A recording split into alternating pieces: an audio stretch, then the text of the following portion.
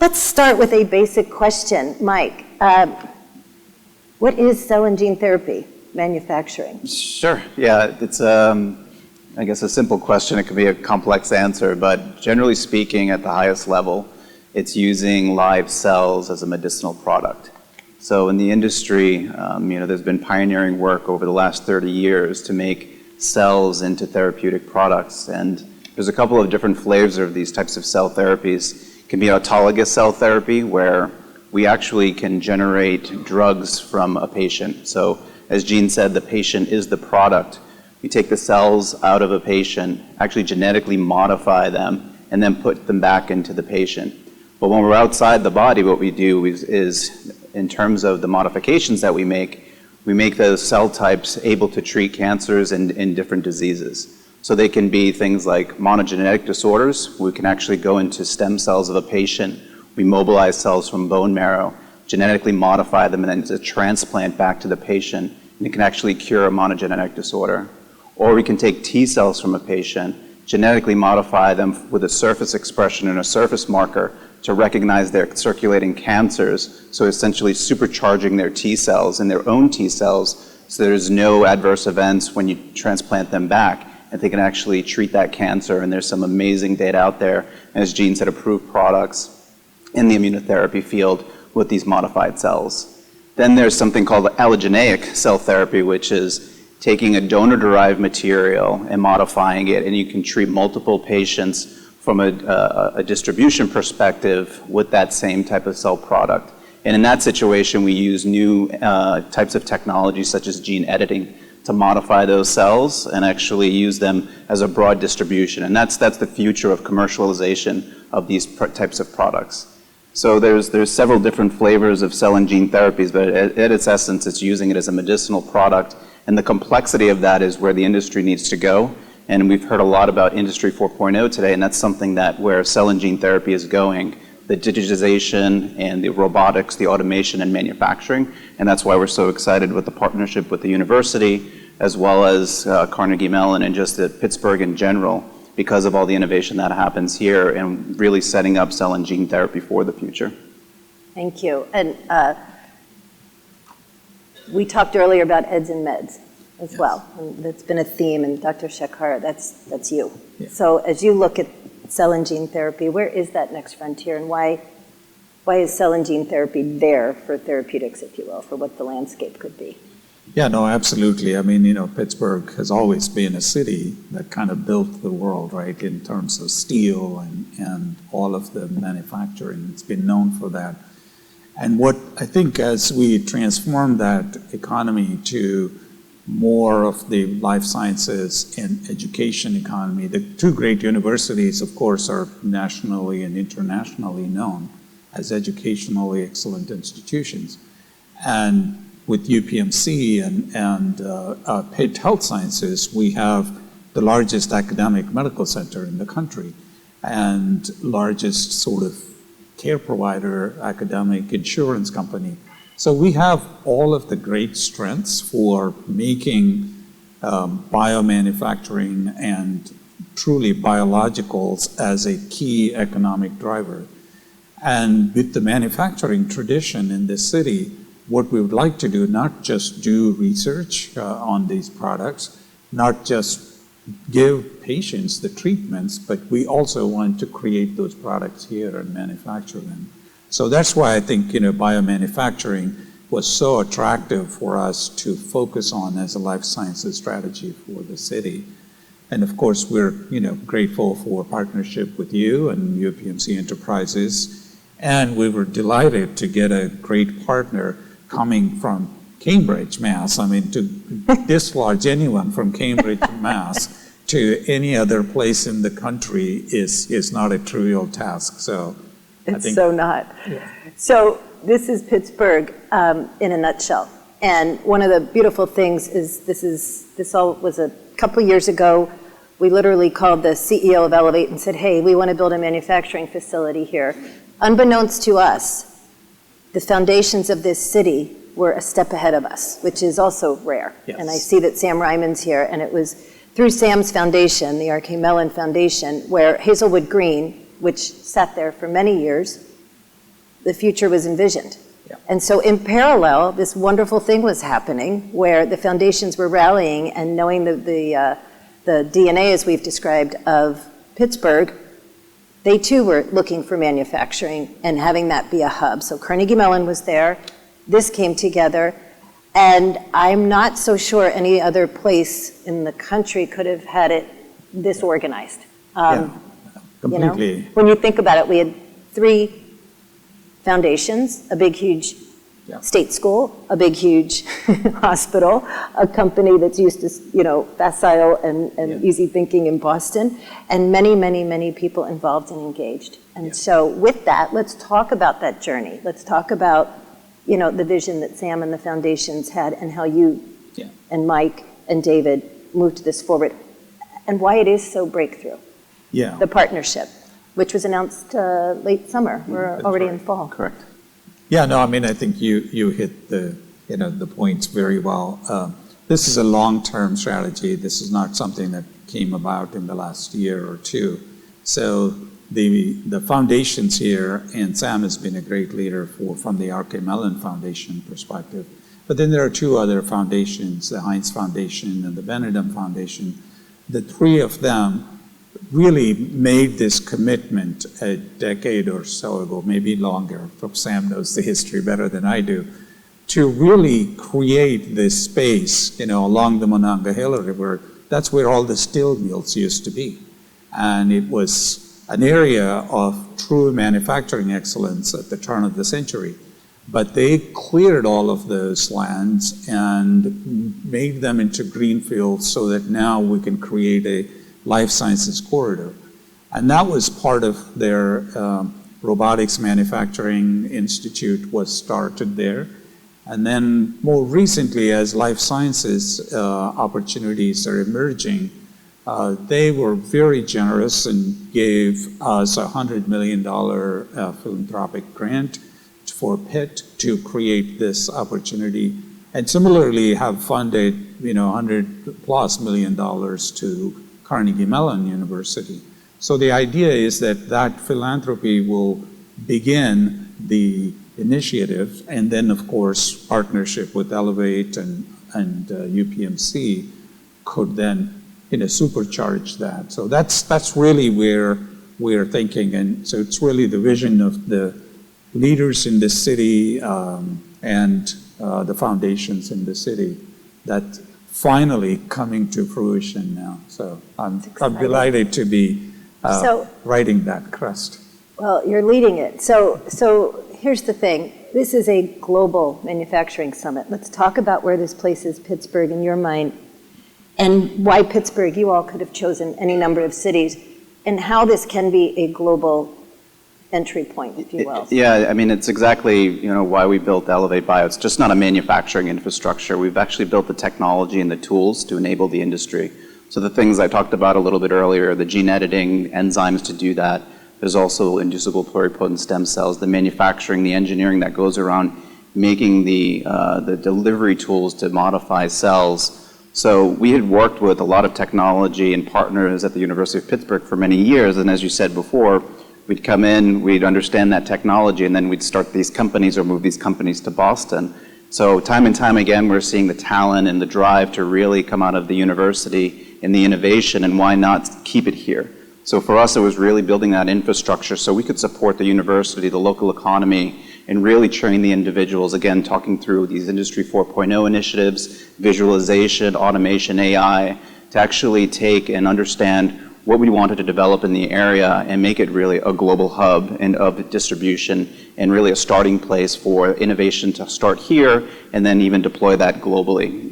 We start now, and that's the most important thing. It's not when the building's built that we're cutting the ribbon and all of a sudden starting from scratch. We're actually starting the activities now, working with the state, the local communities. I actually have a team coming down here next week to partake in some training and activities for even high school students to get them understanding locally what is cell and gene therapy. And again, the university has tremendous programs, but our goal is to start now, develop those programs, so as we're moving to Pittsburgh and we open up the facility in collaboration with the university, We're going to be able to start right from the first day and have a huge impact on the local community. And of course, CMU being right next door and the Manufacturing Institute there is just tremendous collaboration that we anticipate in the region and really empowering the industry. And that it is a global industry. There's a lot of competition throughout the United States and globally. We want to expand that footprint using our technology in collaboration with the university to really make a difference. Because the key is to reduce the cost of goods of these products, make them accessible to patients throughout the world, and that's a big challenge in the industry right now, and making sure the innovation comes along with the reduction in cost of goods, because these are really transformative therapies that can cure patients potentially. So I mentioned earlier that the industry now is, call it $9 billion, and it's going to double in 5 years to about $20 billion. With what we have announced here, we have small companies here in Pittsburgh who can be part of that $20 billion. What do you see coming along the horizon, if you will, of what Pittsburgh can mean to that contribution of that $20 billion? So you called it a global hub. Does that mean that we will bring products or companies from Europe and make it here? Is that how this will work? Absolutely. Yeah, I think thinking through the technology and having the corridor as you described it and the Hazelwood Green being central to that, companies, again, rather than going to Cambridge or different areas, they would come to Pittsburgh and build those companies. And again, because the industry is here, the hospital settings are here, these are still personalized medicines. So you need an infrastructure like a UPMC to be able to really broadly distribute and commercialize these products, because there's still a point of care aspect of the products. Even when they're commercial, there'll still be some point of care. So using the local infrastructure here is tremendous, and it's global in its reach now. So just imagine as we expand into the cell and gene therapy market. That's great. And Dr. Shekhar, could you add to that? Because we talked about the frontier earlier. Can you add your vision for the next phase, the two phases of the partnership? Yeah, no, absolutely. I think, one of the first things that we conceived of is, obviously getting an industry partner that is really forward-looking industry partner. I think the second thing that we have talked about is really creating a biomanufacturing institute. And the idea there is that we want to disrupt the current model of biomanufacturing. One of the challenges, and Mike touched on this, and some of you, I'm sure, are aware of it, these are products that are very high, sort of labor-intensive products. They take multiple weeks to make a dose for a patient. And it's really the old style kind of brewing technology at this point. Grow cells, and really grow them in big tanks and then purify them, et cetera. So the technology itself is ready for modernization in terms of robotics, in terms of AI, in terms of computation, and truly creating these products faster, better, and safer, and cheaper. So I think that is what we hope to do as well, and which has unlimited potential as this industry explodes. I mean, it's not just cells and genes. We can also do protein synthesis. We can do mRNAs. We can do nucleotides. So that's our real opportunity. So in essence, what you're saying is take this, what you call brew process. Yes. Faster, cheaper, more accessible. And accessibility is a huge theme. Exactly. And we, as I mentioned, the Bluebird Bio, and people were talking about the cost of that therapy. Yeah. Through this institute, how far off are we from realizing what you just described? So that's not the headline, but the headline is, we have a cure. No, I think some of it is happening. I mean, for example, gene editing, we started with something very CRISPR, everybody has heard of that. I mean, it's still relatively advanced, but it's still very unreliable. There's a lot of important innovations we need to make. So one of the things that Elevate Bio and we can do is what is called base pair editing, which means that we can be very precise at the alphabet level how to edit the genes.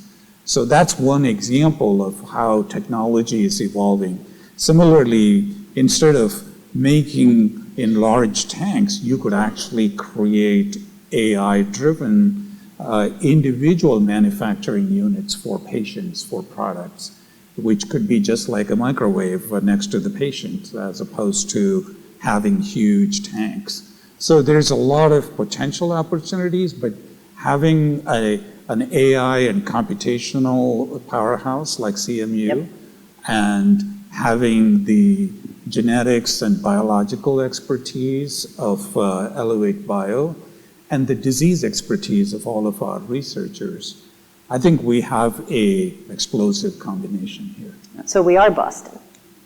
I think we'll beat Boston someday. It's not as crowded, which is good. Yeah, I think being here today and the industries that the GMIS spoke about and hearing all the commonalities and where the industry's going with tremendous amounts of funding to do that. You know, we heard words like digital twin technology and being able to have a virtual reality situation where you can train or look at efficiencies in a construction project. You can do that in these cell and gene therapy processes as well. So there's a large initiative that we have going on at our company to actually incorporate elements of Industry 4.0, understanding the analytical development, how to characterize these products. So from a commercialization perspective, you almost know how the product's going to behave in that manufacturing environment, and you can make predictive assessments if it'll pass its release testing, because this is a highly regulated environment from the agencies, whether it's US or ex-US. So the more that we can gain from understanding from technology, but just information in general, using the tools that we all heard about today, it's very exciting and to be part of this ecosystem. So let's talk about the ecosystem, because it takes people. And Pittsburgh does have phenomenal sort of hotbeds of the forefront. But working and attracting and retaining talent, let's talk about how our plans for doing that through Hazelwood Green and through the partnership. You're smiling, Mike. Yeah, I mean, again, as another parallel conversation today to what we heard about, and there will be the level of a PhD and the understanding from a leadership perspective and certain elements of what we do from a manufacturing, but it's really getting those tools and that training so we can get access to the community college level folks that really understand manufacturing or do want to be in that environment to educate them, because it doesn't necessarily, as we get these technologies here, it doesn't necessarily take that higher degree of training to be in a manufacturing suite. And if we can take it out of these are in clean rooms that are highly classified, and there's a burden of cost on that as well. So the staff aspect of it, the training, the education, you know, being able to do that here, what we've built in Boston and translate it is really key to this being successful. And correct me if I'm wrong, at the announcement we talked about. Agreed. So I think, I mean, as Mike said, you know, this is not all PhD level jobs. There are obviously there are some of those, but a lot of them are really graduates from community colleges or, you know, variety of trainable kinds of positions. Majority of them would be those type of positions. So our plan, at least currently, is that as we are building this facility here, we would begin to start selecting employees that will actually go to Boston and work at the Camp 1, the base Camp 1, and learn the technologies and become experts in it, with the idea that as soon as the Pittsburgh plant opens, they will be coming back to Pittsburgh. So that we don't have to open the door and wait for hiring people, training them, et cetera. So we're trying to think through this, you know, that's another kind of innovation. It's like, let's make it faster, better, rather than, you know, build the building, wait 3 years, and then take another 2 years to put the manufacturing and production units. And we could be sending, so we have 3 small companies that they're actually not so small right now that came out of UPMC Enterprises from work at Pitt in the cell and gene therapy, and we have tens of programs inside of UPMC Enterprises ready to become more commercially focused. We could be sending product to Boston. Absolutely. And exactly, even from the university, sending product and translating it back here. Even again, Professor Wolf at the Mellon Foundation at CMU, you know, being able to visit her and understand what innovation's happening there. So sending our people to learn about the innovation, so we can think about also investing in that type of technology. So there's such a crosstalk of technology, people, products. It's just a perfect fit. So we talk so much about that we have it all. Is there anything, if you had your sort of big wish talk to us about? Yeah, I mean, I think, I hopefully Elevate coming will help. But I think one of the challenges here are two things. One is management talent. We really continue to build. I know you're building a substantial strength there, and Elevate will bring some. But Bay Area, as you know, and Boston, there's so much management talent, not just scientists, but people, accountants and marketing and business development and CEO, potential CEOs. Repeated CEOs, yeah. Right, multiple kind of company CEOs. Yep. So that's the kind of talent that we need to build here. It's going to take a decade probably, but that's one. I think the second thing, as you know, is more investment and easy sort of opportunities to put coalition of investors and investments. But I'm less concerned about that because money travels where opportunity is as opposed to sit in the same Agreed. city. Yep. But the management talent is a big growth opportunity for us. It's an opportunity. And Mike, you want to add to that? Coming in from Boston, you saw potential, but what else do we need in our equation? Again, it's what we don't know from an industry perspective. For us, that automation, that robotics that's being developed in the Pittsburgh area is something that's fundamental to the industry, and we hear about it all the time. I travel all over the world at conferences and learning about automation, and you have it. So even to not only rewrite genes, but there are some therapies such as autoimmune diseases where there is no cell, there is no protein, and you have the McGowan Institute of Regenerative Medicine to actually take and develop programs and products in regenerative medicine is just tremendous as well. So I think, again, we'll bring the training, the teams, and talent as well. But right now, I think, again, the support of the local community is really tremendous as well. So I think all the elements are here, and it's just maturing it in the cell and gene therapy space that's needed. There's tremendous work happening at the university in cell and gene therapy. I don't want to necessarily say that there isn't, because there are great progress happening at the university for both cell and gene therapy as well. But expanding that and commercializing it is something that I think that the industry in the region needs right now. Yeah.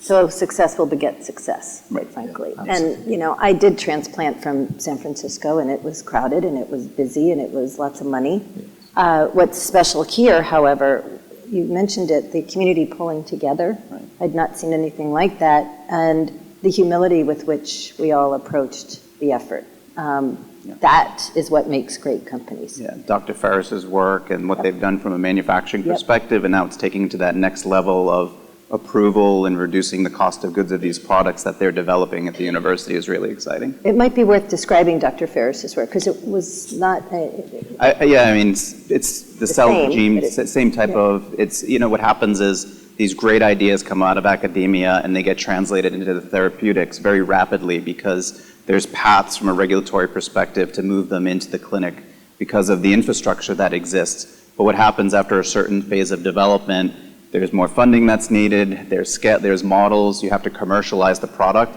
and it comes with an extensive and a high cost. And all these biotech companies throughout the world figure out how to make these commercial and really reduce the costs. So all the innovation, and that's another reason why we're here, being central to a university system like the University of Pittsburgh is really where the innovation happens, and we just help to translate that in a commercial way. So talk to us if there's any, what else would you like us to know? This is not uncomplicated. Yeah. It takes a village and a city and a state and transplants. What else can we know? How do we continue to help you supercharge this? Well, I think, appreciate a lot of the support already, obviously from the foundations have been, truly sort of catalyst in making this even possible. Then, of course, industry partners and health system partners is important.